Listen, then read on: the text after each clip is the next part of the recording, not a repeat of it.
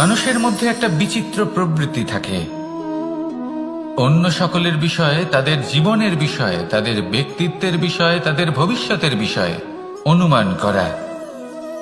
এটা হলো অনুচিত। কারোর অতীতকালকে দেখে লোকে ভবিষ্যৎ বলে দিতে পারেন, বর্তমানকে দেখে ভবিষ্যতের বিষয়ে অনুমান করে ফেলেন। উদাহরণ দিতে হলে বলবো, কোনো দাসকে দেখুন, ওকে দেখে লোকে বলে যে ওর ভবিষ্যৎ সেটাই হতে পারে, অনুমান করে ফেলেন। আর এই রাজাকে দেখুন, উনি তো কত সুখী হবেন, উনি তো জগতের সব থেকে অধিক সুখী মানুষ, কত সুখ সুবিধা আছে ওনার কাছে, ধারণা করে ফেলেন। তবে সত্য তো এটাই যে কারোর ব্যক্তিত্বের বিষয়ে, তাদের ভবিষ্যতের বিষয়ে আপনি পূর্ণ সত্য কখনোই বলতে পারবেন না, শুধু অনুমান করতে পারবেন। আর এই অনুমান করে সত্যি কোনো লাভ হয় না, কারণ এই কাল সেটা হলো অত্যন্ত শক্তিশালী। কালো থেকে কালোতর কয়লাকেও হিরেতে পরিণত করতে পারে, অনেক বড় বড় রাজাকেও বিদূষক বানিয়ে ফেলতে পারে এক মুহূর্তেই। তাহলে আপনি অনুমান করে কি লাভ? কি পেলেন অনুমান করে? সেই জন্য কারোর বিষয়ে কোনো অনুমান করবেন না, তার ভবিষ্যতের বিষয়ে অনুমান করতে যাবেন না, কারোর বিষয়ে কোনো ধারণা করে নেবেন না। কিছু করতে হলে ভালোবাসুন, সবার মধ্যে ভালোবাসা ছড়ান, সবার মধ্যে ধন্যাত্মক ভাব ছড়ান। এই মন প্রসন্ন হয়ে বলবে, রাধা রাধা।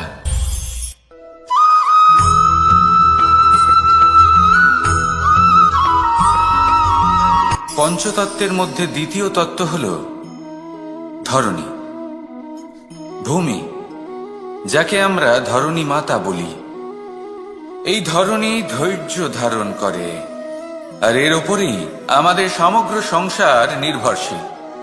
কারণ এই ভূমি সহ্য ক্ষমতা রাখে, এর সহ্য ক্ষমতা হল অপরিসীম। সন্তান যতই আঘাত প্রদান করুক না কেন, প্রেম পূর্বক সহ্য করে, আর তার বদলে অমূল্য রত্ন প্রদান করে। সন্তান যদি হাল চালায়, তাহলে তার বদলে তাকে অন্ন প্রদান করে। এটাই হলো ধরণী। এবার এর থেকে আমরা কি শিক্ষা পেতে পারি? এটাই যে কারোর জন্য কিছু করা বা কাউকে কিছু দেওয়া মনে কোনো কামনা ছাড়াই। আর এই কথাটা বুঝে যান, যদি কারোর জন্য কামনা না রেখে বা কোনো পাওয়ার আশা না রেখে কারোর জন্য কিছু করেন বা কারোকে কিছু দেন, যদি এটা আপনি শিখতে পারেন, তবে আপনি ভালোবাসতে শিখে গেছেন। আর সেই জন্যই এই ধরিত্রীকে মাতা বলা হয়। কারণ মাতা শুধু উনি নন যিনি গর্ভে সন্তানকে ধারণ করেন, মাতা তো উনিও যিনি জীবন বাঁচতে শেখান, যিনি জীবন বাঁচার উদাহরণ প্রদান করেন। তাহলে ধরণীর থেকে এই নিঃস্বার্থ ভাব শিখুন, নিঃস্বার্থ ভালোবাসা শিখুন, আর এই ভালোবাসার সাথেই বলুন, রাধা রাধা।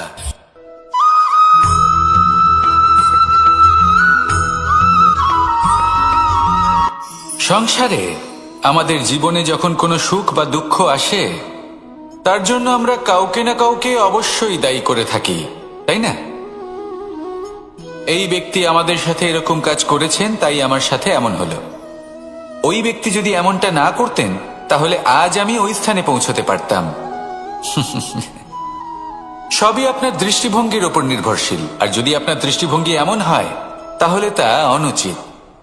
সত্যি কথা বলতে, এই সংসারে ভিন্ন ভিন্ন ধরনের মানুষ আছে। এটা আপনার উপর নির্ভর করছে কিভাবে তাদের স্বাগত জানাবেন। একবার ভাবুন, আমি আমার দুটো হাত সামনে নিয়ে এলাম, দুটো মুঠো খুলে দিলাম। দুই প্রকারের মানুষ আসবেন, কিছু না কিছু দিয়ে যাবেন। এই মুঠো যদি আমি বন্ধ করে দিই, তাহলে না কেউ আমাকে কিছু দিতে পারবে, না আমার কিছু যাবে আসবে। নিশ্চয়ই বুঝতে পারছেন এই দুই ধরনের ব্যক্তি কারা এবং তারা কি দিয়ে যান। আমি যদি নিজের মুঠো খুলে দিই, তাহলে কিছু ভালো মানুষ আসবেন, আমাকে আনন্দ, সন্তুষ্টি, জ্ঞান প্রদান করে যাবেন, ভালো অভিজ্ঞতা দিয়ে যাবেন।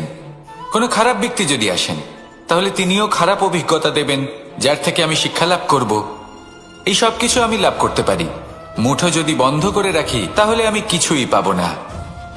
দেখুন, এই সংসারে প্রত্যেকের জীবনে এরকম। প্রত্যেকের জীবনে সবকিছুই আছে, ভালো খারাপ দুই মানুষই আছে, ভালো অভিজ্ঞতা আছে, খারাপ অভিজ্ঞতা আছে। নির্ভর করছে আপনার উপর যে আপনি কি করবেন, এনাদের স্বাগত কিভাবে জানাবেন, কার থেকে কি বুঝবেন, কি শিখতে পারবেন, আর কোন দৃষ্টিভঙ্গি নিয়ে অগ্রসর হবেন। এটাই নির্ধারণ করবে যে আপনার জীবন কেমন হবে। আসুন আমার সাথে ভালোবেসে বলুন, রাধা রাধা।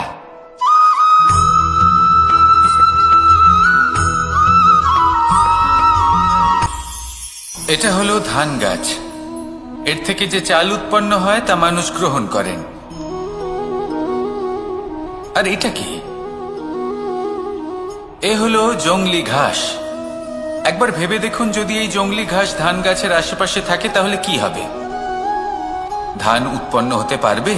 তা উৎকৃষ্ট হতে পারবে? আমরা কি তা গ্রহণ করতে পারবো? কখনোই নয়। এই জংলি ঘাস ধানকে নষ্ট করে দেবে, কিন্তু নিজে জীবিত থাকবে। এটাই হলো আজকের শিক্ষা। এই সংসারে যদি আপনি নীতির পথে চলতে চান, উচিত কর্ম করতে চান, সংসারকে সেবা করতে চান, তাহলে জংলি ঘাসের মতো ব্যক্তিদের থেকে সবসময় দূরে থাকতে হবে। সেই ব্যক্তি যারা দুর্নীতি এবং মিথ্যা দ্বারা পরিপূর্ণ, যাদের ব্যবহার অশুভ, যাদের অনেক অশুভ গুণ রয়েছে, তারা সঠিক নয়। সেই সকল ব্যক্তি যাদের চরিত্র অত্যন্ত দুষ্ট হয়, তারা হয় শুভ চরিত্রের ব্যক্তিকে একদম নষ্ট করে দেয়, নয় নিজের মতো বানিয়ে তোলে। তাই যদি আপনি নীতির পথে চলতে চান, এই সংসারের জন্য শুভ কর্ম করতে চান, তাহলে সেই সঙ্গ লাভ করুন যে সঙ্গ জ্ঞানে পরিপূর্ণ, যাদের মধ্যে অনেক গুণ আছে, যাদের থেকে প্রতিদিন কিছু শিখতে পারবেন। এমন ব্যক্তির সাথে জীবন অতিবাহিত করুন। দুরাচারীদের থেকে দূরে থাকুন। তবেই এই মন প্রসন্ন হয়ে বলবে, রাধা রাধা।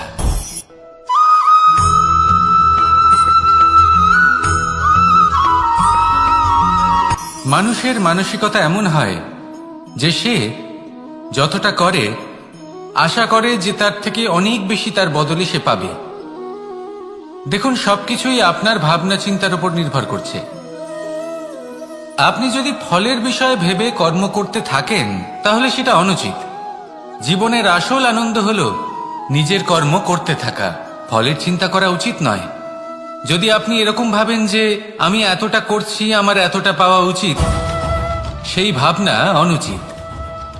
যদি আপনি সেবার মানসিকতা নিয়ে কর্ম করতে থাকেন, কর্মচক্রে প্রবাহিত হন, যদি আপনি এমন ভাবনা রাখেন যে আমি এতটা পাচ্ছি তাই এর থেকে অনেক বেশি আমি কর্ম করব, তাহলে নিশ্চিত রূপে আপনি যতটা করছেন তার থেকে অনেক বেশি আপনি পাবেন। আপনার আশার থেকে অনেক বেশি আপনি পাবেন। শুধু জীবনে অনেক বেশি কাজ করতে থাকুন, ফলের চিন্তা করবেন না। আর মনে রাখবেন, এই ভাবনাই সব থেকে বড় বীজ। কর্মের উপর বিশ্বাস রাখুন। জীবনে যা যা আপনি চান সবই সুখময় হবে। আসুন আর আমার সাথে ভালোবেসে বলুন, রাধা রাধা।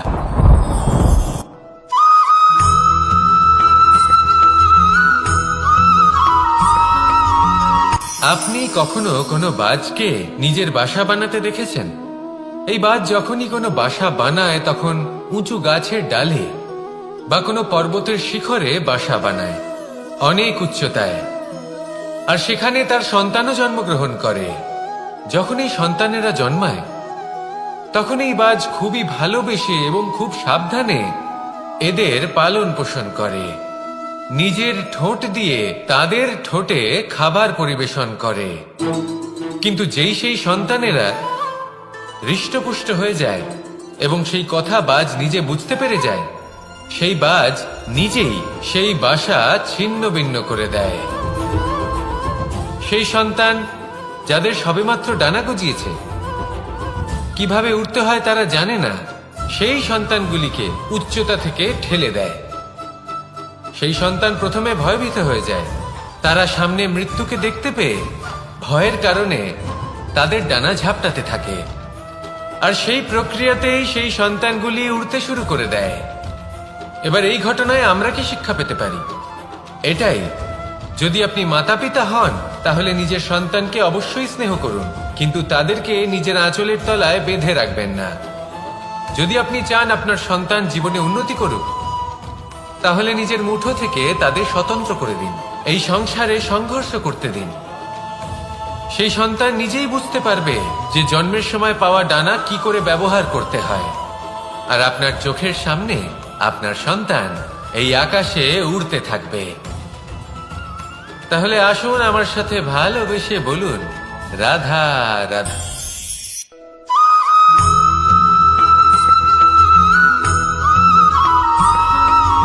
বসন্ত ঋতু, এই সময় মন আনন্দে ভরে থাকে। এমন মনে হয় যেন আমরা আকাশে বিচরণ করতে চলে যাই, কিন্তু সেটা তো সম্ভব নয়। সেই জন্য হয়তো আমরা ঘুড়ি ওড়াই, এই ঘুড়িকে নিজেদের প্রতিরূপ মনে করে। এবার অনেক মানুষ আছেন যারা ঘুড়ি ওড়ান, কিন্তু এই কর্মের সারমর্ম কি সেটা কজন বুঝতে পারেন? আপনি এটা মনে করুন যে আপনি হলেন সেই ঘুড়ি, আর এই সুতো যিনি ধরে রয়েছেন তিনি হলেন পরমাত্মা। আর এই সুতো যেখান থেকে শুরু হয় সেই লাটাই হলো আমাদের কর্মচক্র। এবার আপনি নিজেই অনুমান করুন যে এই উড়ান কার ওপর নির্ভরশীল? পরমাত্মার ওপর আর আপনার কর্মের ওপর। যদি পরমাত্মা আপনার হাত ধরে থাকেন, আপনার সাথে থাকেন, যদি আপনি শুভ কর্ম করতে থাকেন, আপনি এই আকাশে উড়তে থাকবেন। কিন্তু কোথাও যদি পরমাত্মার সাথে এই বন্ধন ছিন্ন হয়, আপনার কর্মচক্র খারাপ হয়ে যায় বা থেমে যায়, তাহলে আপনার এই ঘুড়ি কেটে যাবে আর দূরে কোনো গাছের ডালে গিয়ে আটকে যাবে। তাই শুধুমাত্র ঘুড়ি ওড়াবেন না, তার থেকে শিখুন, পরমাত্মার সাহচর্যে থাকুন, সবসময় শুভ কর্ম করতে থাকুন আর সবসময় এই আকাশে উড়তে থাকুন। আসুন আর আমার সাথে ভালোবেসে বলুন, রাধা।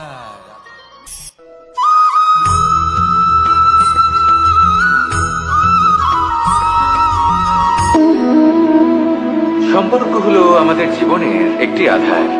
কিছু সম্পর্ক এমন যে আমরা জন্মসূত্রে লাভ করি, যেমন পরিবার, মা, বাবা। কিছু সম্পর্ক আছে যে আমরা জীবনে অর্জন করে থাকি, তা সে প্রেমের হোক, স্নেহের হোক বা বন্ধুত্বের। এই সকল সম্পর্ক লাভ করার বা গড়ে তোলার 5টি ধাপ রয়েছে। প্রথম ধাপ, কোনো ব্যক্তির সাথে আলাপ হওয়া, তার সাথে কথা বলা বা তাকে দেখা। দ্বিতীয় ধাপ, সে ব্যক্তিকে আমাদের ভালো লাগা। তৃতীয় ধাপ, আমাদের এটা চাইতে শুরু করা যে জীবনে এই ব্যক্তি যেন আমাদের বন্ধু হন, আমাদের জীবনে থাকেন, বা আমাদের কাউকে ভালোবেসে ফেলা। আর এটা আমাদের ভাবা বা চাওয়া যে সেই ব্যক্তি যেন আজীবন আমার সাথে থাকেন, আমার জীবনে আমার সাথী হয়ে। চতুর্থ ধাপ, লাভ করা। এবার এই ধাপটি অনেক মানুষের পক্ষেই খুবই সরল হয়, বড়ই সরল ভাবে নিজেদের সঙ্গীকে লাভ করে থাকেন। কিছু মানুষের জন্য এই ধাপ অত্যন্ত কঠিন হয়ে থাকে। অনেক প্রতিকূল পরিস্থিতির উপর জয়লাভ করে তারা সঙ্গীকে লাভ করেন, কিন্তু লাভ অবশ্যই করেন। এরপরে আসে পঞ্চম, অন্তিম এবং সব থেকে গুরুত্বপূর্ণ ধাপ। সেটা হলো সেই সম্পর্ক পালন করা। এটা হলো এমন এক বিষয় যা প্রত্যেক মানুষের শেখা উচিত। যদি ব্যক্তি নিজের জীবনে সম্পর্ক রক্ষা করতে শিখে যান, তবে প্রত্যেক সম্পর্ক তার জীবনকে স্বর্গ করে তুলবে। আসুন আর আমার সাথে ভালোবেসে বলুন, রাধা রাধা।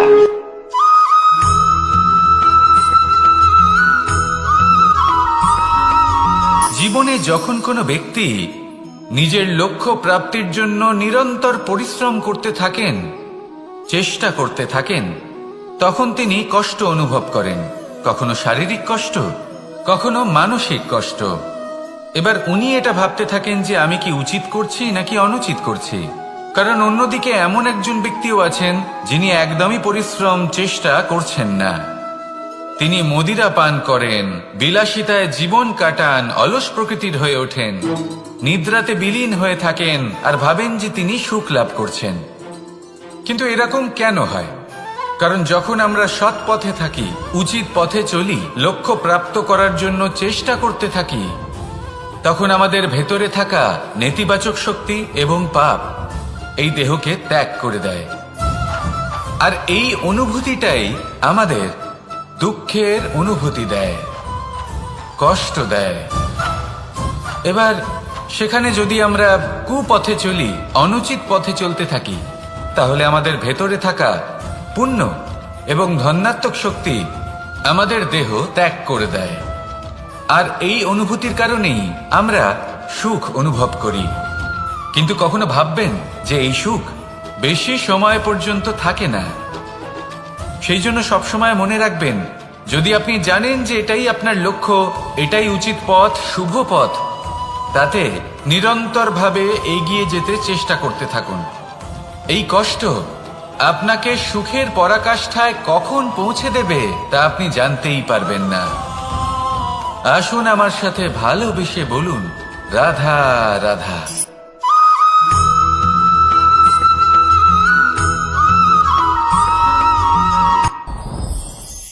সাথী।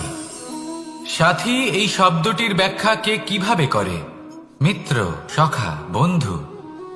কিন্তু অর্থ একটাই, তিনি যিনি আপনার সঙ্গী হন আর তিনি যার সাথী আপনি হন। এবার সব থেকে বড় প্রশ্ন হলো এটাই যে তিনি কে হতে পারেন যাকে আপনি আপনার সাথী বলে মেনে নিতে পারেন, নিজের সখা, নিজের মিত্র, নিজের বন্ধু মেনে নিতে পারেন। আপনার সাথী হলেন তিনি যিনি দুঃখের সময় আপনার পাশে থাকবেন, আপনার হাত ধরে থাকবেন। আপনার সাথী হলেন তিনি যার হাত আপনি নিজের সুখের দিনে ধরে থাকবেন।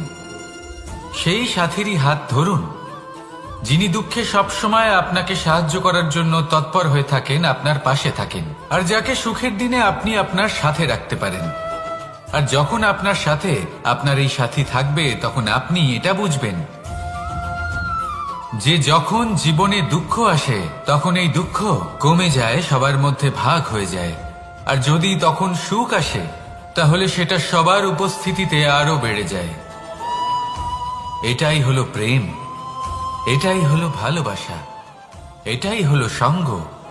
যেমন সম্পর্ক আমার আর রাধার মাঝে।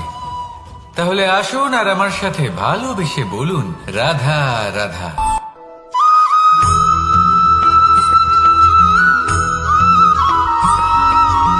এই সংসারে প্রত্যেক মানুষ এটাই চান যে তিনি যেন ধনবান হন, আর্থিক অবস্থা তার ভালো থাকে, ওনার বাড়িতে লক্ষ্মীর আগমন হয়। কিন্তু সেটা হবে কি করে, সেটাই হলো প্রশ্ন। কেউ বলেন যে যদি পরিশ্রম করো তাহলে ধন অর্জন সম্ভব, কেউ বলেন যে যদি বিদ্যা লাভ হয় তবেই ধন অর্জন সম্ভব, কেউ বলেন যে যদি বলশালী হও তবেই সম্পন্ন থাকবে। ভালো কথা, যদি তাই হয়ে থাকে, তবে দিনমজুর সারা দিন পরিশ্রম করেন, তিনি কেন ধনী হন না? অনেকজন বিদ্বান মানুষ আছেন এই সংসারে, তারা কেন ধনবান হন না? অনেক সংখ্যক বলশালী ব্যক্তি আছেন, তাদের কাছে ধন নেই কেন? তাদের কেন ধনের অভাব হয়? আবার এমনও কিছু মানুষ আছেন যারা পরিশ্রম করেন, তারা দিনমজুর, কিন্তু তারা ধন অর্জন করতে পারেন। কিছু বিদ্বান ব্যক্তি আছেন যাদের কাছে অধিক মাত্রায় ধন রয়েছে। কয়েকজন বলশালী ব্যক্তি রয়েছেন যাদের কাছে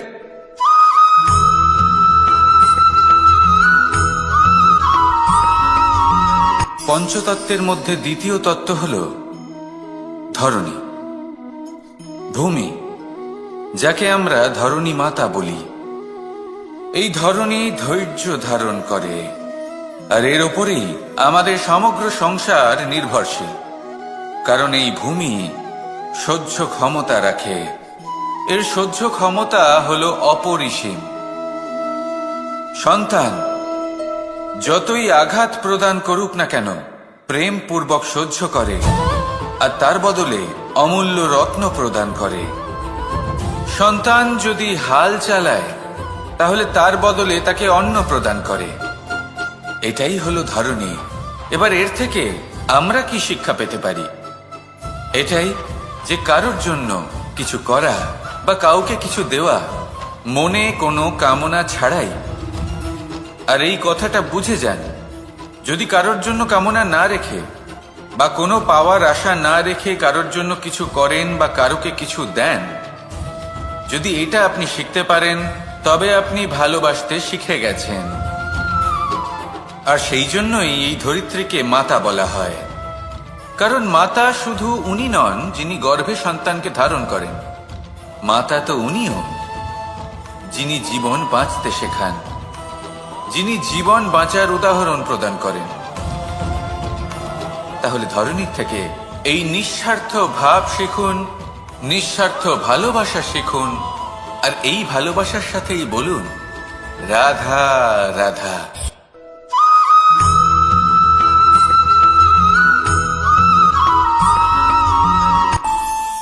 আমাদের মনে যখন কোনো প্রশ্ন ওঠে, কোনো দ্বন্দ্ব জাগে, তখন আমরা যাই আমাদের গুরুর কাছে, আমাদের আরাধ্যের কাছে গিয়ে জিজ্ঞেস করি। এইভাবেই একদিন আমি পৌঁছলাম আমার আরাধ্যের কাছে, আমার মহাদেবের কাছে, আর ওনাকে প্রশ্ন করলাম যে মহাদেব, জীবনে আনন্দ পাওয়ার, উৎসব পালনের, প্রেম ভাগ করে নেবার, জীবনকে উপভোগ করে নেওয়ার সর্বশ্রেষ্ঠ সময় কোনটা? মহাদেব হাসলেন আর উনি বললেন, জীবনে উৎসব পালনের সব থেকে শ্রেষ্ঠ দিন হল মৃত্যুর ঠিক আগের দিনটা। প্রেম ভাগ করে নেওয়ার সব থেকে শ্রেষ্ঠ মুহূর্ত হল মৃত্যুর ঠিক আগের মুহূর্ত। জীবনকে উপভোগ করে নেওয়ার সর্বশ্রেষ্ঠ প্রহর হল মৃত্যুর এক প্রহর পূর্বে। তখন আমি চমকে গেলাম। আমি বললাম, কিন্তু মহাদেব, মৃত্যু তো অনিশ্চিত, আমরা জানিও না কবে আমাদের মৃত্যু হবে। মহাদেব আবার হাসলেন। উনি বললেন যে যদি আমরা এভাবে জীবন কাটাই যে আমরা জীবনের প্রত্যেক দিন, প্রত্যেক মুহূর্ত, প্রত্যেক প্রহর শেষ বলে মনে করি, তাহলে আমাদের সমস্ত জীবন আনন্দের সাথেই অতিবাহিত হবে। কি বলেন?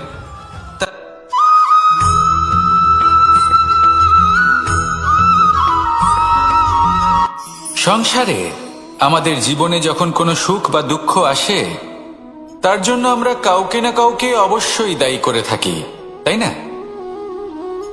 এই ব্যক্তি আমাদের সাথে এরকম কাজ করেছেন, তাই আমার সাথে এমন হলো। ওই ব্যক্তি যদি এমনটা না করতেন, তাহলে আজ আমি ওই স্থানে পৌঁছতে পারতাম। সবই আপনার দৃষ্টিভঙ্গির ওপর নির্ভরশীল, আর যদি আপনার দৃষ্টিভঙ্গি এমন হয়, তাহলে তা অনুচিত। সত্যি কথা বলতে, এই সংসারে ভিন্ন ভিন্ন ধরনের মানুষ আছে। এটা আপনার উপর নির্ভর করছে কিভাবে তাদের স্বাগত জানাবেন। একবার ভাবুন, আমি আমার দুটো হাত সামনে নিয়ে এলাম, দুটো মুঠো খুলে দিলাম। দুই প্রকারের মানুষ আসবেন, কিছু না কিছু দিয়ে যাবেন। এই মুঠো যদি আমি বন্ধ করে দিই, তাহলে না কেউ আমাকে কিছু দিতে পারবে, না আমার কিছু যাবে আসবে। নিশ্চয়ই বুঝতে পারছেন এই দুই ধরনের ব্যক্তি কারা এবং তারা কি দিয়ে যান। আমি যদি নিজের মুঠো খুলে দিই, তাহলে কিছু ভালো মানুষ আসবেন, আমাকে আনন্দ, সন্তুষ্টি, জ্ঞান প্রদান করে যাবেন, ভালো অভিজ্ঞতা দিয়ে যাবেন। কোনো খারাপ ব্যক্তি যদি আসেন, তাহলে তিনিও খারাপ অভিজ্ঞতা দেবেন, যার থেকে আমি শিক্ষা লাভ করব। এই সব কিছু আমি লাভ করতে পারি। মুঠো যদি বন্ধ করে রাখি, তাহলে আমি কিছুই পাবো না। দেখুন, এই সংসারে প্রত্যেকের জীবনে এইরকম, প্রত্যেকের জীবনে সবকিছুই আছে, ভালো খারাপ দুই মানুষই আছে, ভালো অভিজ্ঞতা আছে, খারাপ অভিজ্ঞতা আছে। নির্ভর করছে আপনার উপর যে আপনি কি করবেন, এনাদের স্বাগত কিভাবে জানাবেন, কার থেকে কি বুঝবেন, কি শিখতে পারবেন, আর কোন দৃষ্টিভঙ্গি নিয়ে অগ্রসর হবেন। এটাই নির্ধারণ করবে যে আপনার জীবন কেমন হবে। আসুন আমার সাথে ভালোবেসে বলুন রাধা রাধা।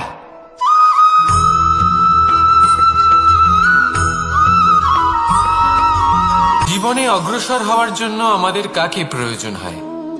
মাতা পিতা, বন্ধু, প্রেম, সাহায্য, অর্থ, পরিশ্রম, আশা। ভিন্ন ভিন্ন মানুষ ভিন্ন ভিন্ন বিকল্প চয়ন করে। যদি আমি আপনাকে বলি,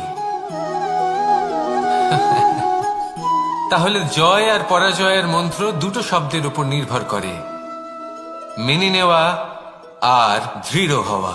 যদি মেনে নেন, তাহলে হেরে যাবেন। যদি দৃঢ় হন, তাহলে নিশ্চিত রূপে জয়ী হবেন।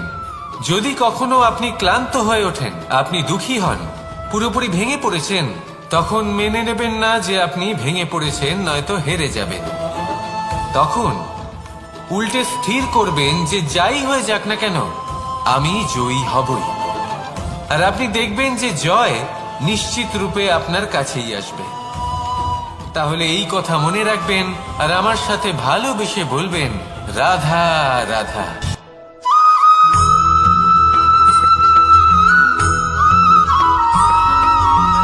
ভালো, শুধু ওনাদের কঠোর ব্যবহার দেখলে আমরা একটু ভয় পেয়ে যাই।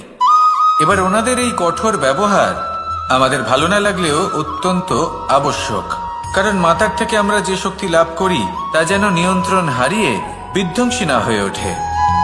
আমরা যেন কোনো কুপথে না চলে যাই, আমরা কখনো যেন দোষ না করে ফেলি। শুধু সেই জন্য পিতা এবং গুরু একটু কঠোর হয়ে ওঠেন, এবং ওনাদের এই কঠোর আচরণ ভবিষ্যতে গিয়ে আমরা অবশ্যই বুঝতে পারি। জীবনে কিছু বছর আমরা এগিয়ে যাই আর তারপর আমরা বুঝতে পারি যে বাবা এবং গুরু আমাদের যথেষ্ট ভালোবাসতেন, কিন্তু ওনাদের ভালোবাসার বহিঃপ্রকাশ আলাদা। প্রয়োজনীয় হলো এটা দেখার, এটা বোঝার যে শুরু থেকে আমাদের প্রতি ওনাদের আচরণ কেমন ছিল। ওনাদের কঠোর হওয়ার পেছনে ওনাদের ভালোবাসাটা বোঝার চেষ্টা করুন, ওনাদের চিন্তাটা বোঝার চেষ্টা করুন, ওনাদের পথপ্রদর্শনের আড়ালে আপনার ভবিষ্যতের জন্য যে পরিকল্পনা ওনারা করেছেন সেটা বোঝার চেষ্টা করুন। তখন আপনারা বুঝতে পারবেন ওনাদের ভালোবাসাকে। আপনার মনের মধ্যে আপনা থেকেই ওনাদের প্রতি সম্মান জেগে উঠবে। নিজের পিতা এবং নিজের গুরু এই দুজনের প্রতি কৃতজ্ঞতা প্রকাশ করুন আর আমার সাথে ভালোবেসে বলুন, রাধা রাধা।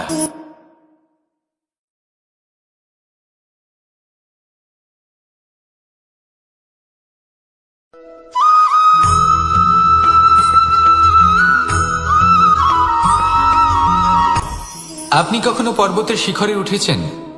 আপনি দেখতে পাবেন পর্বতের পদতলে প্রচুর সুন্দর ফুল রয়েছে, সবুজ বনানী রয়েছে। যত আপনি ওপরে উঠতে থাকবেন তত ফুল কমতে থাকবে, সবুজ বনানী কমতে থাকবে। আরো কিছুটা ওপরে উঠলে কাঁটা জাতীয় গাছ দেখতে পাবেন, শুকনো গাছ দেখতে পাবেন। আরো যদি ওপরে ওঠেন তাহলে পাষাণ দেখতে পাবেন। আরো ওপরে উঠলে হিমখণ্ড দেখতে পাবেন। এই যে পর্বত, তা মনুষ্য জীবনের সব থেকে উত্তম উদাহরণ। মানুষ যখন সাফল্যের শিখরে পৌঁছতে চান, মহানুভবতার শিখরে পৌঁছতে চান, পথে যত আস্তে আস্তে উপরে উঠতে থাকেন ততই ভৌতিক বস্তু তার থেকে বিচ্ছিন্ন হতে থাকে। যদি তিনি সেই ভৌতিক বস্তুগুলি ত্যাগ না করতে পারেন তাহলে কখনোই সেই স্থানে পৌঁছতে পারবেন না। আর মানুষ যদি উচিত ত্যাগ করতে পারেন, পথে অগ্রসর হতে থাকেন, এগোতে থাকেন, তাহলে একদিন না একদিন তিনি মহানুভবতার, জ্ঞানের, সাফল্যের হিমের স্বাদ অবশ্যই লাভ করবেন। মনে রাখবেন, মানব জীবনে ত্যাগ হলো অত্যন্ত গুরুত্বপূর্ণ অংশ। আসুন আমার সাথে ভালোবেসে বলুন, রাধা রাধা।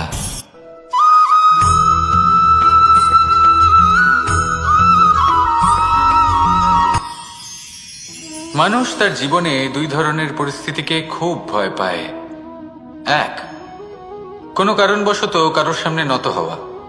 দুই, কোনো কারণে নিজের চরিত্র থেকে, নিজের মূল্যবোধ থেকে বিচ্যুত হওয়া। এবার কেন হয় এরকম যে কথায় কথায় কারোর সামনে নত হতে হয়?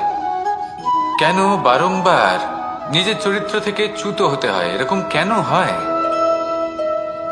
এটা তখনই হয় যখন আমাদের শিক্ষা এবং মূল্যবোধের অভাব থাকে। যদি মানুষের মধ্যে প্রকৃত শিক্ষা থাকে তাহলে এই সংসারে কোনো সময় এবং কারোর সামনেই নত হওয়ার কোনো প্রয়োজন নেই। যদি মানুষের মধ্যে মূল্যবোধ থাকে তাহলে তাকে নিজের মূল্যবোধ বা চরিত্র থেকে বিচ্যুত হতে হয় না, তা সে যাই হয়ে যাক না কেন। কোনো বালককে যদি জন্ম থেকেই সুশিক্ষার অধিকারী করা হয়, শিক্ষিত করা হয়, মূল্যবোধের অধিকারী করা হয়, তবে সে এই সংসারে এমন কর্ম করবে যাতে সে নিজেকে, নিজের পরিবারকে, সমগ্র সমাজকে গর্বিত করতে পারে। শিক্ষা লাভ করুন, মূল্যবোধ লাভ করুন এবং আমার সাথে ভালোবেসে বলুন, রাধা রাধা।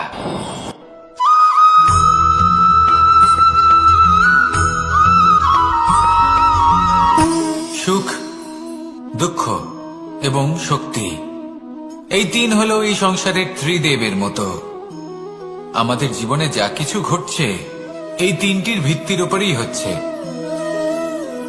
আসলে এই সংসারের একটা নিয়ম আছে, যখনই আপনি কিছু লাভ করেন এই সংসার আপনার পরীক্ষা নেয়। এটা জানার জন্য আপনার পরীক্ষা নেয় যে আপনি যা কিছুই লাভ করেছেন আপনি কি আদৌ সেটার যোগ্য কিনা। ঠিক সেইভাবেই এই সুখ, দুঃখ এবং শক্তি আপনার পরীক্ষা নিয়ে থাকে। যখন সুখ আসে তখন সে আপনার পরীক্ষা নেয় যে আপনার মধ্যে অহংবোধ জাগ্রত হয়নি তো।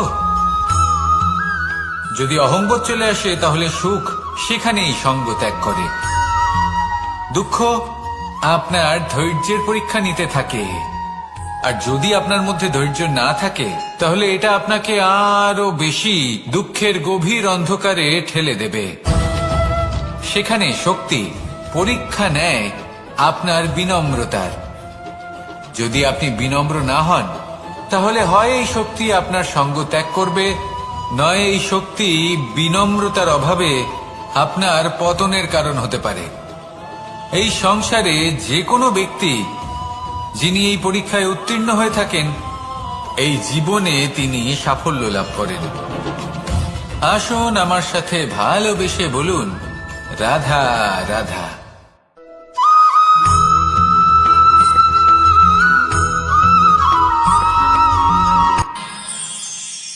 আমরা সবাই সূর্যকে সম্মান কেন করি? কারণ আমরা জানি যে সন্ধেবেলা যখন সূর্যাস্ত হবে তখন শুধুমাত্র অন্ধকার বাকি থাকবে। ঠিক কিছুটা এরকমই হয় আমাদের মাতা পিতাও, যিনি আমাদের জন্ম দেন, আমাদের ভরণ পোষণ করেন, আমাদের বড় করেন, আমাদের প্রেম প্রদান করেন। কখনো কখনো তাদের মুখ থেকে কটু কথা নিঃসৃত হয়, আমাদের দুঃখ হয়, কিন্তু তখন আমাদের এটা বোঝা উচিত এগুলি নিঃসৃত হচ্ছে আমাদেরই মঙ্গলের জন্য। যেমন সূর্যদেব, উনিও উত্তাপ দিয়ে থাকেন আমাদেরই মঙ্গলের জন্য, যাতে ফসল পাকতে পারে, যাতে জল বাষ্প হয়ে মেঘ হতে পারে, বৃষ্টি হতে পারে, আর এই সংসারে নিরন্তর জলের প্রবাহ থাকে। আমাদের মাতা পিতা, তাদের কঠোর আচরণ, তাদের কঠোর অনুশাসনের পেছনে লুকিয়ে থাকে ওনাদের ভালোবাসা। আমাদের তা বুঝতে হবে, সসম্মানে ওনাদের গ্রহণ করতে হবে। কারণ ঠিক সূর্যাস্তের পরে যেমন চতুর্দিক অন্ধকারচ্ছন্ন হয়ে যায়, তেমনি আমাদের জীবন থেকে যখন আমাদের মাতা পিতা চলে যায় তখন আমাদের জীবনেও শুধু এবং শুধুমাত্র অন্ধকারই ছেয়ে থাকে। সেই জন্য নিজের মাতা পিতাকে সম্মান করুন, ওনাদের ভালোবাসা প্রদান করুন। এই মন আর এই জীবন প্রসন্ন হয়ে বলবে, রাধা রাধা।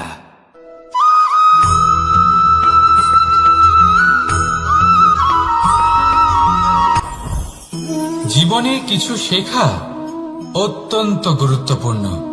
এবার কি কি শিখতে হবে সেই সব শেখানোর জন্য অনেক শিক্ষক রয়েছেন, কিন্তু কি শিখবেন না আর কি করবেন না এটা আমাদের নিজের অভিজ্ঞতা দিয়ে শিখতে হয়। কিন্তু তার মানে এটা নয় যে যদি আপনাকে শিখতে হয় যে আগুনের তাপ কতটা, আপনাকে আগুনের মধ্যে হাত দিতে হবে। না, অন্য কারোর অভিজ্ঞতা দ্বারাও শিখতে পারেন। প্রশ্ন শুধুমাত্র একটাই যে আপনি কি শিখতে চান নাকি চান না। যদি আপনি এটাই ভাবেন যে আমি শুধুই নিজের অভিজ্ঞতা দ্বারাই শিখতে চাই, তাহলে জীবনকাল ছোট মনে হবে, অনেক কিছুই শিখতে পারবেন না। তাই নিজের সাথে সাথে বড়দের অভিজ্ঞতা দ্বারাও শেখা শুরু করে দিন। এই সংসারের অভিজ্ঞতা দ্বারা শিখতে শুরু করে দিন।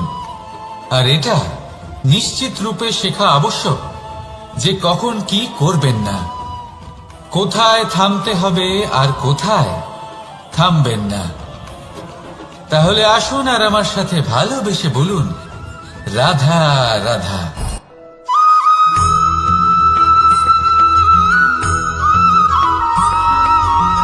এই সংসারে সবথেকে বেশি কোমল বস্তু হলো রেশম।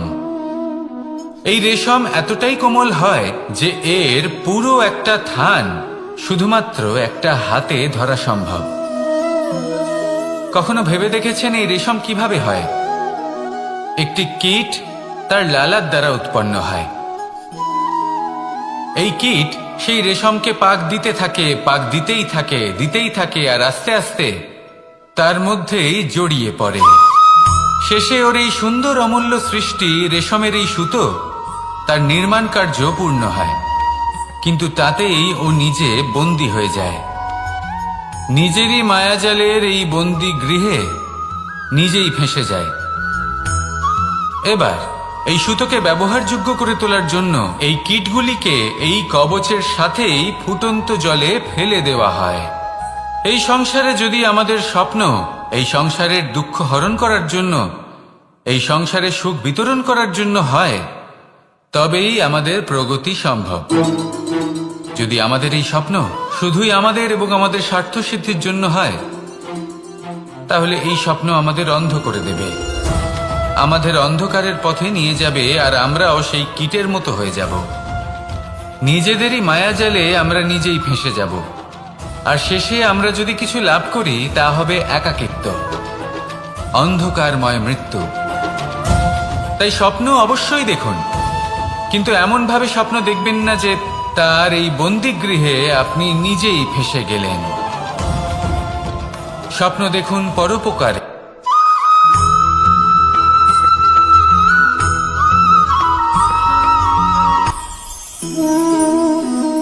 শক্তি এক অত্যন্ত বিচিত্র বস্তু, বা বলতে পারেন অনুভূতি। পিতা সবসময় চান যেন তিনি তার শক্তি পুত্রকে। আসুন আপনাকে সহজে বোঝাই। যদি আপনি সুপাত্র হন আর আপনাকে শক্তি দেওয়া হয়, তাহলে আপনি সেই শক্তির গুরুত্ব বুঝবেন, কোথায় সেই শক্তি প্রয়োগ করা উচিত সেটা বুঝবেন। আর এটা যেহেতু অর্জন করা শক্তি হবে, সেই শক্তির অপব্যবহার হবে না। কিন্তু যদি এই আপনি কুপাত্র হন আর যদি আপনাকে এই শক্তি দেওয়া হয়, তাহলে কি হবে? দেখতে গেলে এই শক্তি আপনি দান হিসেবে পেয়েছেন, তাই না আপনি এই শক্তির গুরুত্ব বুঝবেন, আর না এর প্রয়োগ আপনি জানবেন। তার অপব্যবহার হওয়া সুনিশ্চিত। তাই যদি আপনি কোনো শক্তি অর্জন করতে চান, তাহলে আগে তার যোগ্য হয়ে উঠুন, পুত্র নয় পাত্র হয়ে উঠুন। আর আমার সাথে ভালোবেসে বলুন, রাধা রাধা।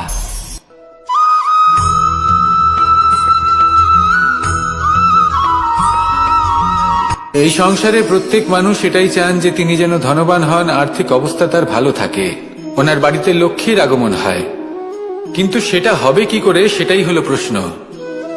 কেউ বলেন যে যদি পরিশ্রম করো তাহলে ধন অর্জন সম্ভব, কেউ বলেন যে যদি বিদ্যা লাভ হয় তবেই ধন অর্জন সম্ভব, কেউ বলেন যে যদি বলশালী হও তবেই সম্পন্ন থাকবে। ভালো কথা, যদি তাই হয়ে থাকে, তবে দিনমজুর সারা দিন পরিশ্রম করেন, তিনি কেন ধনী হন না? অনেকজন বিদ্বান মানুষ আছেন এই সংসারে, তারা কেন ধনবান হন না? অনেক সংখ্যক বলশালী ব্যক্তি আছেন, তাদের কাছে ধন নেই কেন? তাদের কেন ধনের অভাব হয়? আবার এমনও কিছু মানুষ আছেন যারা পরিশ্রম করেন, তারা দিনমজুর, কিন্তু তারা ধন অর্জন করতে পারেন।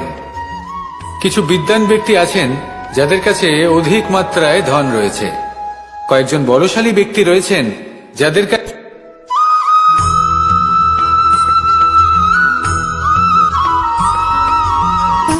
সুখ, দুঃখ এবং শক্তি, এই তিন হলো এই সংসারের ত্রিদেবের মতো। আমাদের জীবনে যা কিছু ঘটছে এই তিনটির ভিত্তির উপরেই হচ্ছে। আসলে এই সংসারের একটা নিয়ম আছে, যখনই আপনি কিছু লাভ করেন, এই সংসার আপনার পরীক্ষা নেয়। এটা জানার জন্য আপনার পরীক্ষা নেয় যে আপনি যা কিছুই লাভ করেছেন, আপনি কি আদৌ সেটার যোগ্য কিনা। ঠিক সেইভাবেই এই সুখ, দুঃখ এবং শক্তি আপনার পরীক্ষা নিয়ে থাকে। যখন সুখ আসে তখন সে আপনার পরীক্ষা নেয় যে আপনার মধ্যে অহংবোধ জাগ্রত হয়নি তো।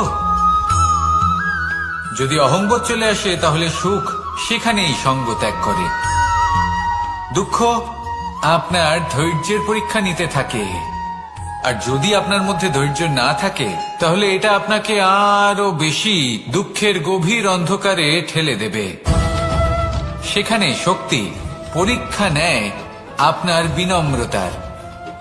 যদি আপনি বিনম্র না হন, তাহলে হয় এই শক্তি আপনার সঙ্গ ত্যাগ করবে, নয় এই শক্তি বিনম্রতার অভাবে আপনার পতনের কারণ হতে পারে। এই সংসারে যে কোনো ব্যক্তি যিনি এই পরীক্ষায় উত্তীর্ণ হয়ে থাকেন, এই জীবনে তিনি সাফল্য লাভ করেন। আসুন আমার সাথে ভালোবেসে বলুন, রাধা রাধা।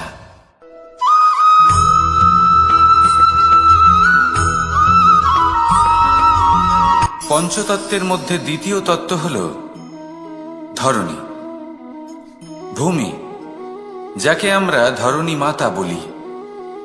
এই ধরণী ধৈর্য ধারণ করে, আর এর ওপরেই আমাদের সমগ্র সংসার নির্ভরশীল।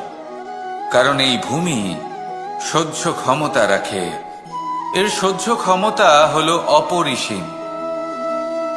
সন্তান যতই আঘাত প্রদান করুক না কেন, প্রেম পূর্বক সহ্য করে, আর তার বদলে অমূল্য রত্ন প্রদান করে। সন্তান যদি হাল চালায়, তাহলে তার বদলে তাকে অন্ন প্রদান করে। এটাই হলো ধরণী। এবার এর থেকে আমরা কি শিক্ষা পেতে পারি? এটাই যে কারোর জন্য কিছু করা বা কাউকে কিছু দেওয়া মনে কোনো কামনা ছাড়াই। আর এই কথাটা বুঝে যান, যদি কারোর জন্য কামনা না রেখে বা কোনো পাওয়ার আশা না রেখে কারোর জন্য কিছু করেন বা কারোকে কিছু দেন, যদি এটা আপনি শিখতে পারেন, তবে আপনি ভালোবাসতে শিখে গেছেন। আর সেই জন্যই এই ধরিত্রীকে মাতা বলা হয়। কারণ মাতা শুধু উনি নন যিনি গর্ভে সন্তানকে ধারণ করেন, মাতা তো উনিও যিনি জীবন বাঁচতে শেখান, যিনি জীবন বাঁচার উদাহরণ প্রদান করেন। তাহলে ধরণীর থেকে এই নিঃস্বার্থ ভাব শিখুন, নিঃস্বার্থ ভালোবাসা শিখুন, আর এই ভালোবাসার সাথেই বলুন, রাধা রাধা।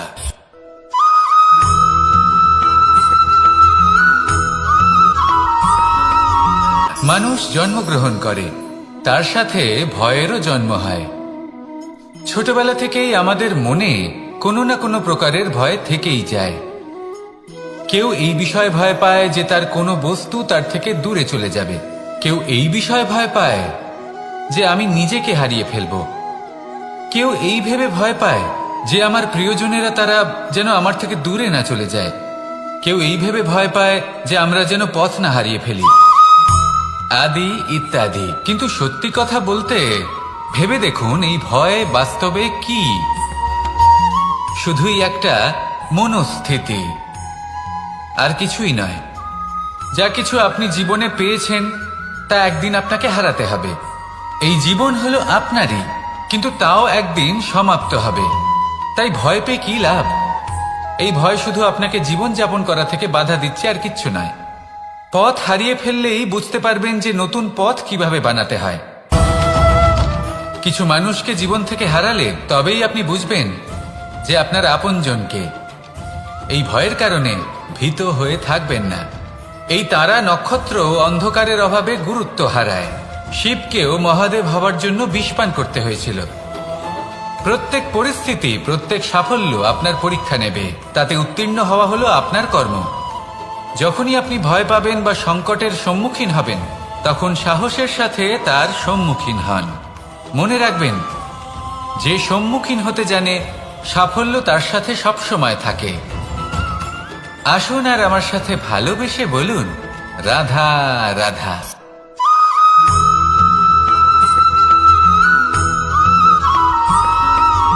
জীবনে অগ্রসর হওয়ার জন্য আমাদের কাকে প্রয়োজন হয়? মাতা পিতা, বন্ধু, প্রেম, সাহায্য, অর্থ, পরিশ্রম, আশা। ভিন্ন ভিন্ন মানুষ ভিন্ন ভিন্ন বিকল্প চয়ন করে। যদি আমি আপনাকে বলি, তাহলে জয় আর পরাজয়ের মন্ত্র দুটো শব্দের উপর নির্ভর করে, মেনে নেওয়া আর দৃঢ় হওয়া। যদি মেনে নেন তাহলে হেরে যাবেন, যদি দৃঢ় হন তাহলে নিশ্চিত রূপে জয়ী হবেন। যদি কখনো আপনি ক্লান্ত হয়ে ওঠেন, আপনি দুঃখী হন, পুরোপুরি ভেঙে পড়েছেন, তখন মেনে নেবেন না যে আপনি ভেঙে পড়েছেন, নয়তো হেরে যাবেন। তখন উল্টে স্থির করবেন যে যাই হয়ে যাক না কেন আমি জয়ী হবই। আর আপনি দেখবেন যে জয় নিশ্চিত রূপে আপনার কাছেই আসবে। তাহলে এই কথা মনে রাখবেন আর আমার সাথে ভালোবেসে বলবেন, রাধা রাধা।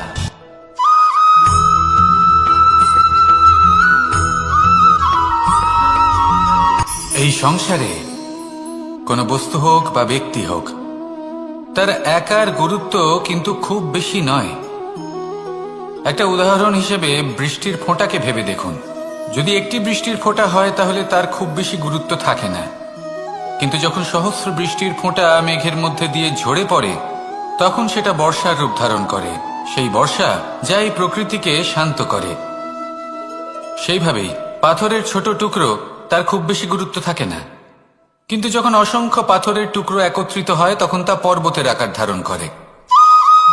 সেইভাবেই কিছু মানুষ যখন একত্রিত হন তখন তৈরি হয় পরিবার, কিছু পরিবার যখন একত্রিত হয় তখন তৈরি হয় সমাজ, যখন অনেক সংখ্যক সমাজ একত্রিত হয় তখন তৈরি হয় রাজ্য। এবার এই রাজ্যের সবথেকে গুরুত্বপূর্ণ ব্যক্তি হতে পারেন রাজা, কিন্তু তাও সেই রাজা একা কিছু করতে পারেন না। যুদ্ধ লড়ার সময় তারও নিজের সৈন্যদলকে প্রয়োজন পড়ে।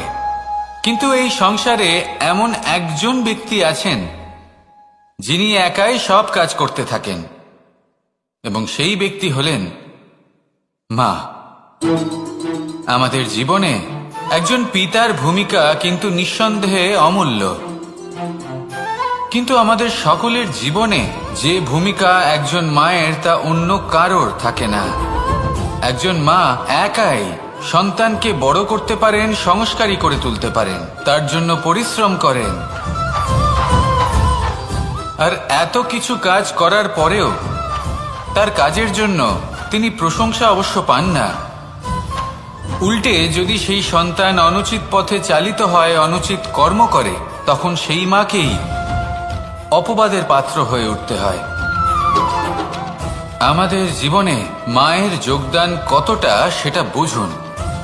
আপনাকে বড় করে তোলার জন্য উনি কতটা পরিশ্রম করেছেন সেটা বুঝুন। আজ থেকে, এখন থেকে, এই মুহূর্ত থেকে মাকে সম্মান করতে শিখুন।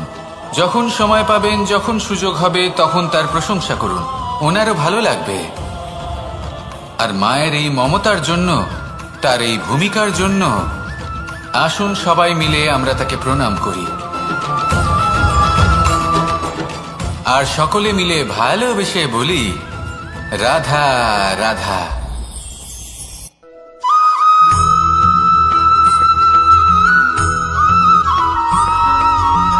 এই সংসারের সব থেকে গুরুত্বপূর্ণ তত্ত্ব কোনটা? প্রথম হলো সময়। জন্ম থেকে মৃত্যু পর্যন্ত এই যে সময়, এটাই তো হলো জীবন। দ্বিতীয় হলো জীবন, যাতে আমরা সময়ের সদ্ব্যবহার করি, শ্রেষ্ঠ থেকে শ্রেষ্ঠতর কাজ করার চেষ্টা করি। বহু বছরের এই পরম্পরা, এই সংস্কৃতিকে এগিয়ে নিয়ে যাওয়ার চেষ্টা করি। এই সংসারে আমরা অংশগ্রহণ করতে চেষ্টা করি। তৃতীয় হলো ধন, সেই ধন যা প্রত্যেক ব্যক্তি অর্জন করতে চেষ্টা করেন। এবার এই তিনটি তত্ত্বের মধ্যে একটা সামঞ্জস্য আছে, সমান ব্যাপার আছে। সে ধনই হোক বা সময় হোক বা হোক জীবন। আর সেই সমান ব্যাপার হলো যে যদি আপনি এটা গণনা করতে থাকেন তাহলে তা কমতে থাকে, যদি আপনি এটা ব্যবহার করেন তাহলে তা বাড়তে থাকে। একে সংগঠিত করে রাখতে চেষ্টা করলে এ হাত থেকে ফসকে যায়, কিন্তু যদি আপনি একে সামলে রাখতে শিখে যান তাহলে এমন কাজ করবেন যাতে সংসারের সাথে সাথে পরবর্তী প্রজন্ম লাভবান হবে। যদি কিছু শিখতে চান তাহলে সামলাতে শিখুন, গণনা করা বা সংগঠিত করা নয়। আসুন আর আমার সাথে ভালোবেসে বলুন, রাধা রাধা।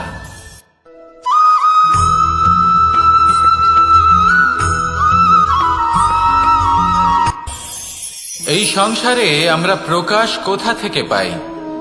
এর উত্তর বড়ই সরল। ভোরে যখন সূর্যোদয় হয় তখন প্রকাশের কিরণ আমাদের ঘরে এসে পৌঁছয়। এইভাবেই আমরা প্রকাশ লাভ করি। এবার এই প্রকাশের আলোতেই আমরা সারাদিনের কাজ সম্পন্ন করি। সন্ধে হয়ে যায়, সূর্যাস্তও হয়ে যায়, আর আমাদের ঘর যাতে অন্ধকার না হয় তার জন্য আমরা একটা প্রদীপ প্রজ্বলিত করি। এটাই ঘটে আমাদের জীবনেও। এবার প্রবাহমান আয়ুর সাথে আমরা আমাদের অন্তরে যদি একটা প্রদীপ প্রজ্বলিত করে নিই, তাহলে বিষয়টাই অন্যরকম হবে।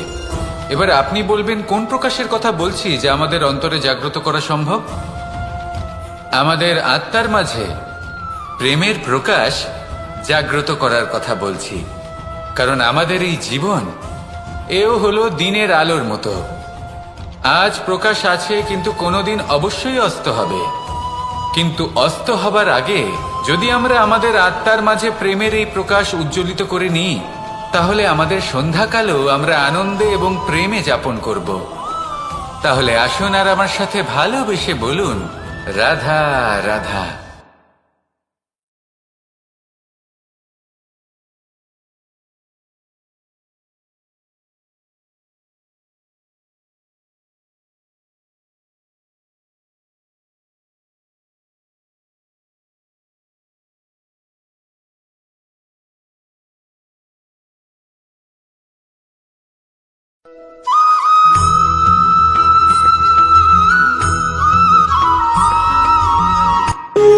যখন মানুষের মৃত্যু হয় তখন কি হয়? অনেক সংখ্যক মানুষ শোক পালন করতে চলে আসেন। যে ব্যক্তি মৃত্যু লাভ করেছেন তার অনেক বস্তু থাকে যেগুলো তার প্রিয়, যেগুলো তিনি ব্যবহার করেছেন। তার শয্যা, তার বস্ত্র, তার আভূষণ সবকিছু তার থেকে বিচ্ছিন্ন করা হয় এবং খালি হাতে তাকে শ্মশানের উদ্দেশ্যে রওনা করা হয়। আমি আপনাকে এই প্রশ্ন করতে চাই, আপনি এই সংসারে কি অর্জন করেছেন? ধন সম্পত্তি, বস্ত্র, আভূষণ, এই সবকিছু যে আপনি অর্জন করেছেন, আপনার মৃত্যুর পরে তা আপনার থেকে দূর হয়ে যাবে। এর উত্তর হলো একটাই, আপনার কর্ম। শুধু সেটাই আছে যা একান্ত আপনার, আর শুধু সেটাই এই সংসার থেকে চলে যাওয়ার পরেও সংসারেই জীবিত থাকবে। যদি আপনি দুষ্কর্ম করেন, তাহলে এই সংসার আপনাকে একটি অনুচিত উদাহরণ হিসেবে মনে রাখবে যে এই ব্যক্তি খুব পাপী ছিল, অনুচিত কর্ম করতেন। যে পথে তিনি চলেছেন সেই পথে কারোর চলা উচিত নয়। সেখানেই যদি আপনি সৎকর্ম করেন, তাহলে সংসার চিরকাল এটাই বলবে যে খুব ভালো মানুষ ছিলেন, সবাইকে ভালোবাসতেন, সবাইকে সাহায্য করতেন, আমার খুব প্রিয় মানুষ ছিলেন। এটাই হলো শ্রেষ্ঠ কর্ম। সেই জন্য জীবনে শুধুমাত্র ধন সম্পত্তি, আভূষণ এই সব অর্জন করতে গিয়ে নিজের মনোনিবেশ করবেন না। শ্রেষ্ঠ কর্ম করুন। সংসার থেকে চলে যাওয়ার পরেও এই কর্মই এই সংসারে আপনাকে জীবিত রাখবে। আসুন আমার সাথে ভালোবেসে বলুন, রাধা রাধা।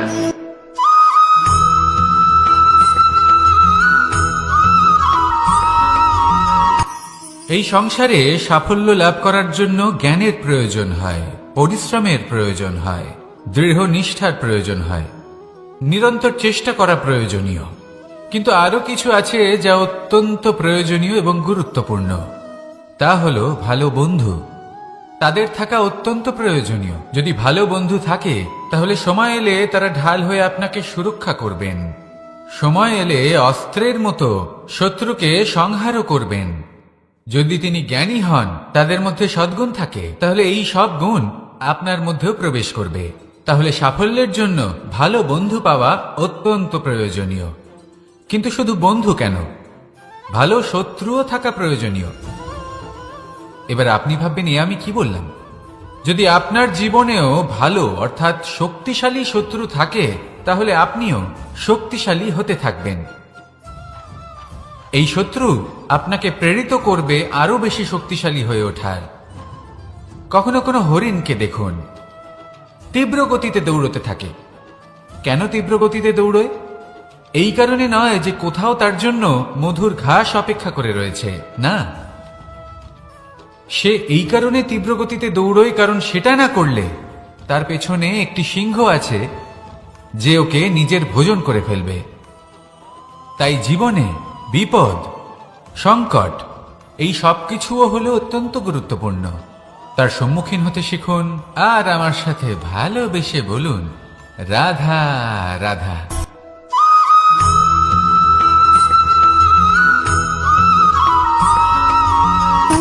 সুখ, দুঃখ এবং শক্তি, এই তিন হলো এই সংসারের ত্রিদেবের মতো। আমাদের জীবনে যা কিছু ঘটছে এই তিনটির ভিত্তির উপরেই হচ্ছে। আসলে এই সংসারের একটা নিয়ম আছে, যখনই আপনি কিছু লাভ করেন এই সংসার আপনার পরীক্ষা নেয়।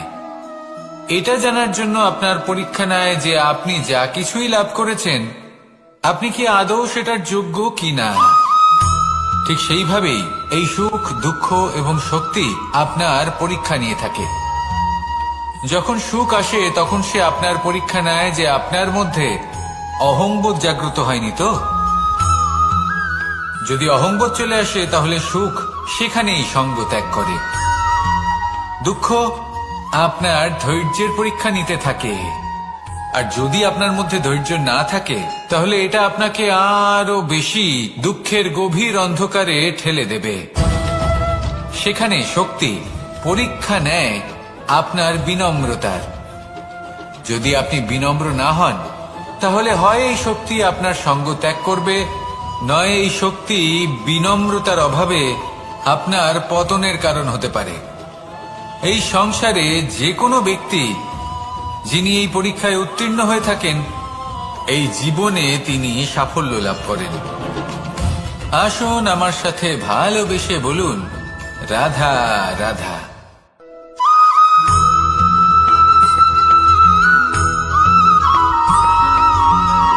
পুরুষার্থ। শাস্ত্রে 4 ধরনের পুরুষার্থের কথা বলা হয়েছে। প্রথম হলো ধর্ম। আপনি কি জানেন এই ধর্ম আসলে কি? আপনার কি মনে হয় ধর্ম আসলে কি? কোনো বিশেষ ঈশ্বরকে মানাই কি ধর্ম বলা হয়? নাকি কোনো বিশেষ রীতি পালন করাই হলো ধর্ম? নাকি কোনো বিশেষ সাহিত্যকে সর্বশ্রেষ্ঠ মনে করাই হলো ধর্ম? না, ধর্ম হলো সেটা যাকে ধারণ করা যেতে পারে। আর ধারণ শুধু সেটাই করা যায় যা পবিত্র। পবিত্র শুধু তাকেই বলা হয় যা নিঃস্বার্থ, যার মধ্যে শাসন করার কোনো ইচ্ছে নেই, যা সরলভাবেই প্রবাহমান, জল এবং বায়ুর মতো। যখন কোনো ব্যক্তি ধর্মকে ধারণ করেন এবং সেই ধর্ম সেই ব্যক্তিকে রক্ষা করে তখন তাকে ধর্ম বলা হয়। ধর্ম যা রক্ষা করে অহংকার থেকে, খারাপ চিন্তার হাত থেকে। সেই জন্য পুরুষার্থ গড়ে তোলার আগে, ধর্ম পালন করার আগে ধর্মের প্রকৃত অর্থ কি সেটা বুঝে নিন। এটা জেনে রাখুন যে সমস্ত ধর্মের আধার, সমস্ত ধর্মের ভিত শুধুমাত্র ভালোবাসা। আসুন আর এই ভালোবাসার সাথেই বলুন, রাধা রাধা।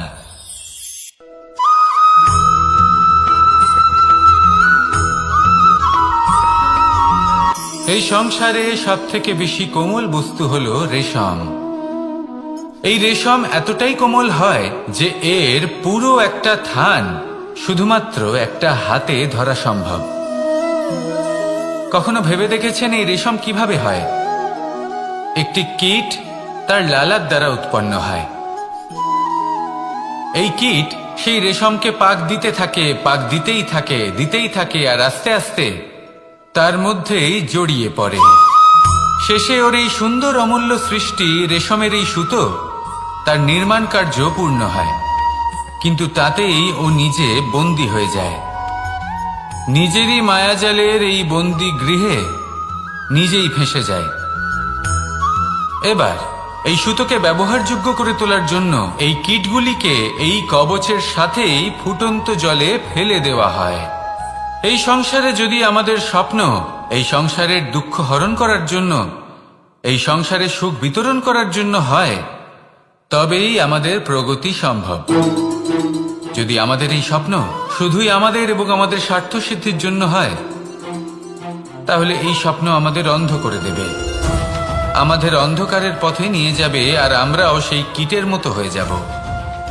নিজেদেরই মায়াজালে আমরা নিজেই ফেঁসে যাব, আর শেষে আমরা যদি কিছু লাভ করি তা হবে একাকিত্ব, অন্ধকারময় মৃত্যু।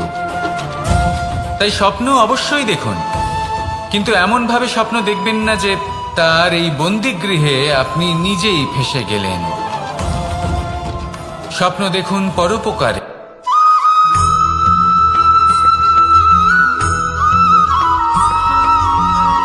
কেউ বলে জীবন খুব ক্ষণস্থায়ী, কেউ বলে জীবন হলো একটা সুন্দর স্বপ্নের মতো, আবার কেউ বলবে জীবন হলো এক কঠোর সত্য। কিন্তু জীবন আসলে কি?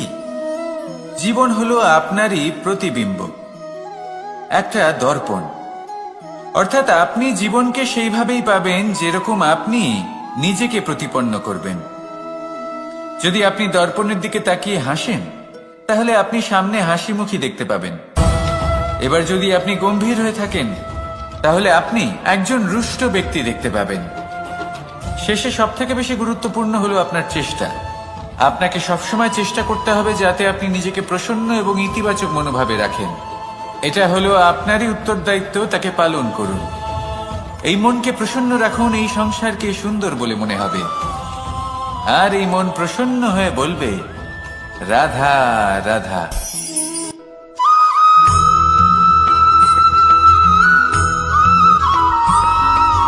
জীবনে যখন কোনো ব্যক্তি নিজের লক্ষ্য প্রাপ্তির জন্য নিরন্তর পরিশ্রম করতে থাকেন, চেষ্টা করতে থাকেন, তখন তিনি কষ্ট অনুভব করেন, কখনো শারীরিক কষ্ট, কখনো মানসিক কষ্ট।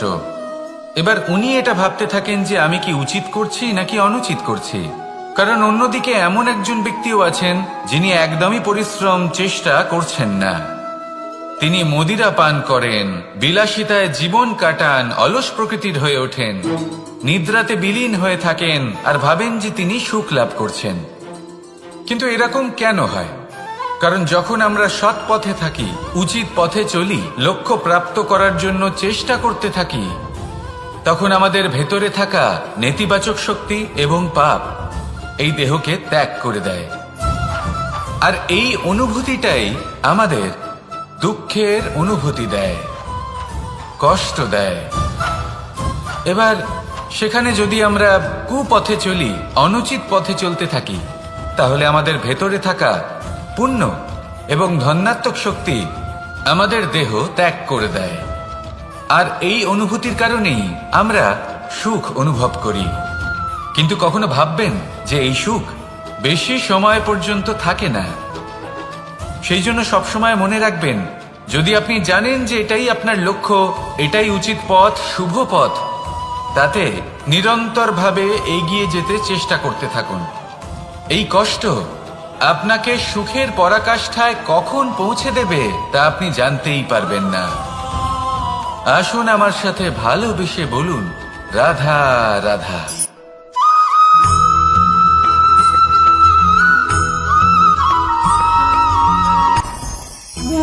ভোজন।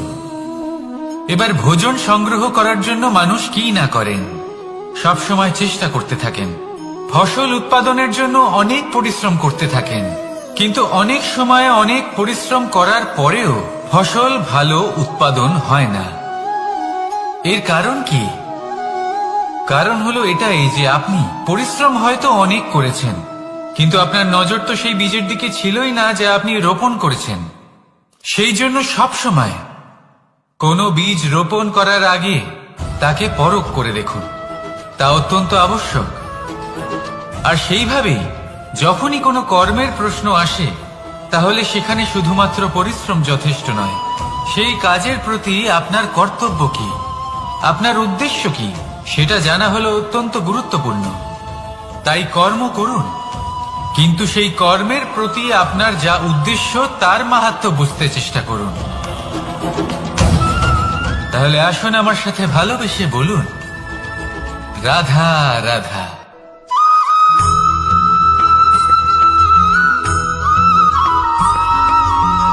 পিতা আর পুত্রের সম্পর্ক অত্যন্ত মধুর হয়ে থাকে।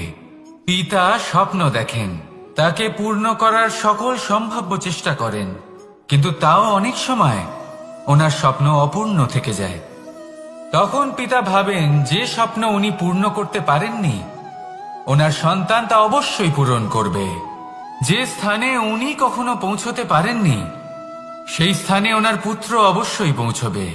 পিতা নিজের সন্তানের ভবিষ্যৎ নিয়ে সেই স্বপ্ন দেখেন, আর যখন সেই সন্তান সামনে এগোতে থাকে তখন তার দুঃখ হয় না, বরং গর্ব হয়। ওনার ভালো লাগে এটা দেখে যে ওনার সন্তান অনেক উন্নতি করছে।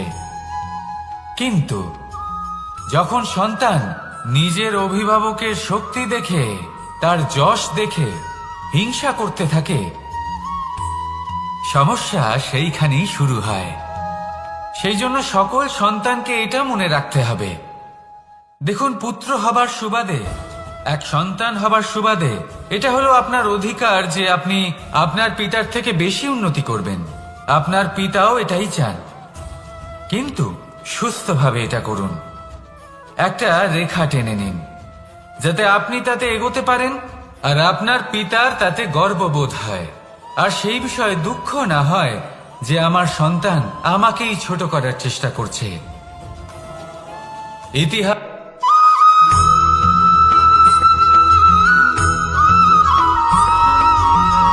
যখন আমরা কোনো বনে প্রবেশ করি, তখন এই সবুজ ঘাস দেখে, এই কোমল ঘাস দেখে আমাদের মন প্রফুল্ল হয়ে ওঠে। ভিন্ন ভিন্ন প্রজাতির ফুল, ভিন্ন ভিন্ন রঙের ফুল দেখে এই মন আনন্দে ভরে ওঠে। এখানে শিশুরা আনন্দ লাভ করে, বড়রা ভোজন গ্রহণ করেন, কথাবার্তা বলেন, হাঁটাহাঁটি করে বেড়ান। এবার ভেবে দেখুন, যখন এই উপবনের নির্মাণ হয়েছিল সেই সময় যদি এই মাটিকে সঠিকভাবে খনন না করা হতো, যদি তাতে সঠিকভাবে বীজ রোপণ না করা হতো, যদি কোনো সংঘর্ষ না হতো, পরিশ্রম না করা হতো, যদি চলতে চলতে পায়ে কাঁটা না বিঁধে যেত, তাহলে এই সুন্দর বন দেখে আমরা কি এই আনন্দ লাভ করতে পারতাম? কখনোই নয়। ধরুন কোনো নদীর তটে সুন্দর একটি বন আছে, সেই বনের আনন্দ লাভ করতে গেলে আপনাকে সেই নদী পার করতেই হবে। যদি সুখের নদীর কাছে পৌঁছতে চান, তাহলে তটে যে কাঁটা রয়েছে সেগুলোর সাথে সংঘর্ষ করতেই হবে। এই সংসারে যদি আপনি সুখ লাভ করতে চান, তাহলে সুখ লাভের এই যাত্রা শুরু করতে হবে সংঘর্ষ দ্বারা। তাহলে সংঘর্ষকে স্বাগত জানান, এর পেছনেই সুখ রয়েছে যা আপনার জন্য অপেক্ষা করছে। এবার হাসুন আর আমার সাথে ভালোবেসে বলুন, রাধা।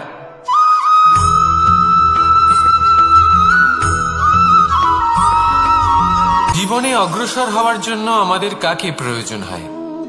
মাতা পিতা, বন্ধু, প্রেম, সাহায্য, অর্থ, পরিশ্রম, আশা। ভিন্ন ভিন্ন মানুষ ভিন্ন ভিন্ন বিকল্প চয়ন করে। যদি আমি আপনাকে বলি, তাহলে জয় আর পরাজয়ের মন্ত্র দুটো শব্দের উপর নির্ভর করে, মেনে নেওয়া আর দৃঢ় হওয়া। যদি মেনে নেন তাহলে হেরে যাবেন, যদি দৃঢ় হন তাহলে নিশ্চিত রূপে জয়ী হবেন। যদি কখনো আপনি ক্লান্ত হয়ে ওঠেন, আপনি দুঃখী হন, পুরোপুরি ভেঙে পড়েছেন, তখন মেনে নেবেন না যে আপনি ভেঙে পড়েছেন, নয়তো হেরে যাবেন।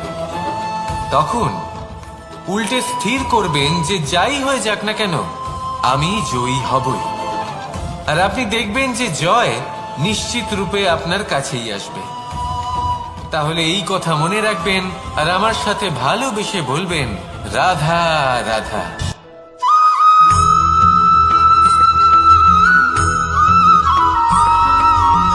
এই সংসারে সব থেকে বড় ব্যক্তি কে? আপনি বলবেন, এই কেমন ধরনের প্রশ্ন? কিন্তু এটা হলো সব থেকে উচিত প্রশ্ন। কেউ এর উত্তর দেবে যে সেই মহাপ্রতাপী রাজা, তিনি হলেন সব থেকে বড় ব্যক্তি, সেই বড় রাজনীতিবিদ, তিনিই সব থেকে বড় ব্যক্তি। আমি আপনাকে জানাই যে সংসারের সব থেকে বড় ব্যক্তি হলেন তিনি, যার সাথে দেখা করলে আপনি নিজেকে ছোট মনে করবেন না। কোন ব্যক্তি যিনি সব থেকে বেশি শক্তিশালী আপনি যদি তার সামনে যান তাহলে উনি আপনার অন্তরের শক্তিকে বাইরে বের করে আনবে, আপনার অন্তরের লুকিয়ে থাকা শক্তিকে জাগ্রত করতে প্রেরণা প্রদান করবে। তিনি হলেন বড় ব্যক্তি, তিনি হলেন মহান ব্যক্তি। তিনি নন যিনি নিজের বল এবং ঐশ্বর্য দ্বারা আপনাকে তার সামনে ছোট প্রমাণ করবেন। এবং সেই জন্য মহাদেব আমার আরাধ্য হলেন আমার খুব প্রিয়।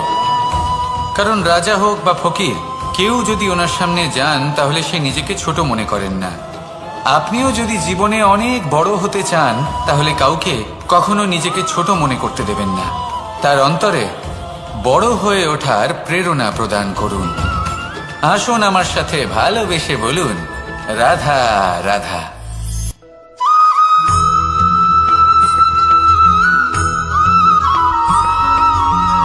মানুষের মানসিকতা এমন হয় যে সে যতটা করে আশা করে যে তার থেকে অনেক বেশি তার বদলে সে পাবে। দেখুন, সবকিছুই আপনার ভাবনা চিন্তার উপর নির্ভর করছে। আপনি যদি ফলের বিষয়ে ভেবে কর্ম করতে থাকেন তাহলে সেটা অনুচিত। জীবনের আসল আনন্দ হলো নিজের কর্ম করতে থাকা, ফলের চিন্তা করা উচিত নয়। যদি আপনি এরকম ভাবেন যে আমি এতটা করছি, আমার এতটা পাওয়া উচিত, সেই ভাবনা অনুচিত। যদি আপনি সেবার মানসিকতা নিয়ে কর্ম করতে থাকেন, কর্মচক্রে প্রবাহিত হন, যদি আপনি এমন ভাবনা রাখেন যে আমি এতটা পাচ্ছি তাই এর থেকে অনেক বেশি আমি কর্ম করব, তাহলে নিশ্চিত রূপে আপনি যতটা করছেন তার থেকে অনেক বেশি আপনি পাবেন। আপনার আশার থেকে অনেক বেশি আপনি পাবেন। শুধু জীবনে অনেক বেশি কাজ করতে থাকুন, ফলের চিন্তা করবেন না। আর মনে রাখবেন, এই ভাবনাই সব থেকে বড় বীজ। কর্মের উপর বিশ্বাস রাখুন। জীবনে যা যা আপনি চান সবই সুখময় হবে। আসুন আর আমার সাথে ভালোবেসে বলুন, রাধা রাধা।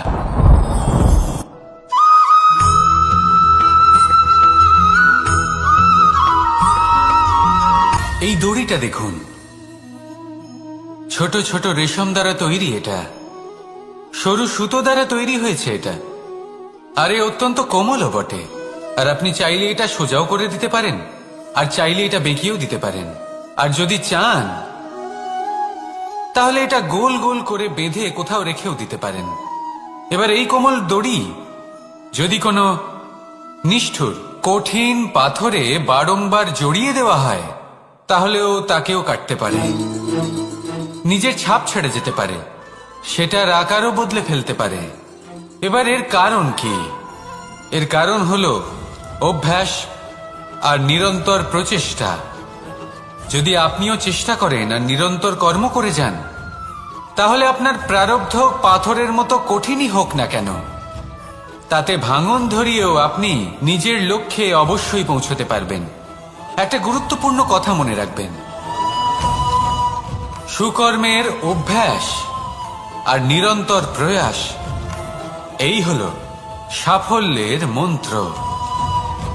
তাহলে জীবনে এই মন্ত্র আনুন আর আমার সাথে ভালোবেসে বলুন, রাধা রাধা।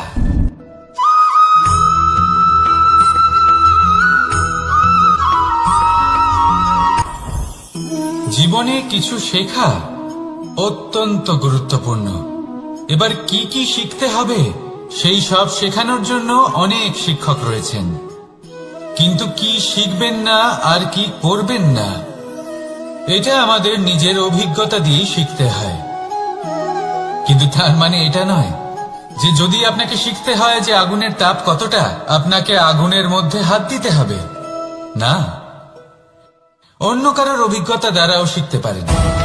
প্রশ্ন শুধুমাত্র একটাই যে আপনি কি শিখতে চান নাকি চান না। যদি আপনি এটাই ভাবেন যে আমি শুধুই নিজের অভিজ্ঞতা দ্বারাই শিখতে চাই, তাহলে জীবনকাল ছোট মনে হবে, অনেক কিছুই শিখতে পারবেন না। তাই নিজের সাথে সাথে বড়দের অভিজ্ঞতা দ্বারাও শেখা শুরু করে দিন। এই সংসারের অভিজ্ঞতা দ্বারা শিখতে শুরু করে দিন। আর এটা নিশ্চিত রূপে শেখা আবশ্যক যে কখন কি করবেন না, কোথায় থামতে হবে আর কোথায় থামবেন না। তাহলে আসুন আর আমার সাথে ভালোবেসে বলুন, রাধা রাধা।